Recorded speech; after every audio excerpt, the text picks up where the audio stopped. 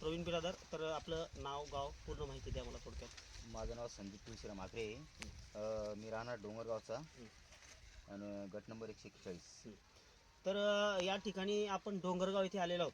तरी दादा शेतामध्ये यांनी आपल्या सांगण्यावरून 72 हे वाण निवडलेलं होतं. तर यांना भीती अशी वाटली की बाबा याला 2 कणस लागलेत. व आतापर्यंत मी व्हरायटी घेतलेली होती त्याला एकच कणीस होतं आणि ह्याला 2 लागलेत. तर यांच्या मनामध्ये भीती होती. ती भीती आपण दूर करण्यासाठी थोडक्यात म्हणा या ठिकाणी आलेलो आहे. तर दादा मी तुम्हाला सांगू इच्छितो हे जे 2 कणस आहेत ना 72 हरलाल 72 ही व्हरायटी 2 कणसासाठी म्हणून ओळखली जाते. फेमस व्हरायटी आणि रब्बीचं टॉपचं वाण आहे आपलं. तर तुम्हाला ही भीती बाळगण्याची अजिबात गरज नाही. तुमच्या अपेक्षेपेक्षा जास्त आणि विक्रमी उत्पन्न निश्चित तुम्हाला होणार आहे.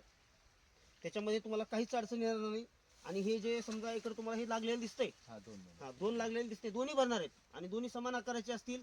जर समजा 2च्या खाली जर कांडीच्या बरोबर आहे कांडी लेवल कणीस असेल, आता समजा हे पानाच्या वरती कणीस आहे आणि जर समजा इथे असेल तर ती भरू शकतं, काही अडचण नाही. जर समजा कणसाला लागून जर कणीस असेल म्हणजे हे कणीस आहे, फॉर एक्झाम्पल आता हे कणीस आहे, या कणसामध्ये जर कणीस असेल तर त्याला मल्टी कोबिंग असं म्हणलं जातं. मल्टी कोबिंग म्हणजे ते कणीस येत नाही समजा मधलं, पण हा येतो. पण ही मल्टी कोबिंग नसून पानाला कणीस आहे, खांडीला कणीस आहे, खांडीला कणीस आहे, खांडीचं कणीस पूर्णपणे भरलं जातं. त्याच्यामुळे तुम्ही निश्चिंत राहा. 1 नंबर वाण आहे. हाईट बघा कशी आहे ह्याची, आणखी हाईट होणार आहे एकदम मस्त आहे. हाईट ह्याची फ्रेशनेस बघा, तुम्हाला झिंक मारल्यासारखं दिसेल. एकदम काळी खाप. आतापर्यंत तुम्ही एवढ्या मका घेतल्या, या मक्यामध्ये अदर मक्यामध्ये काही तुम्हाला दिसण्यामध्ये काही वाटू लागलं का? हाईट मध्ये म्हणजे एकदम मस्त आहे. काळी शार मका एकदम मस्त पैकी. मक्यात काही बदल नाही झाला. याची उंची वगैरे खाली वरी कुठे प्लॉट बी चांगला आहे तुमचा, काही अडचण नाही.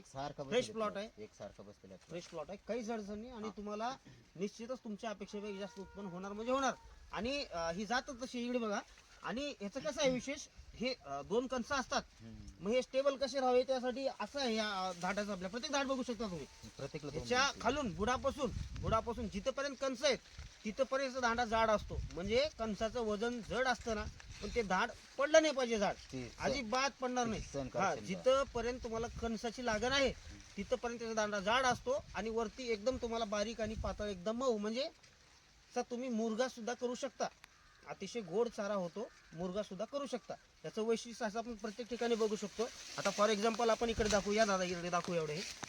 आता हे धाट बघू शकता तुम्ही, कणसापण्याची जाडी जाड आहे, कणसाच्या वरी नंतर हे हलकं हलकं हलकं हलकं नाजूक नाजूक आहे एकदम. म्हणजे बघण्यासाठी सुद्धा अतिशय गोड दिसणार आहे तुम्हाला हे.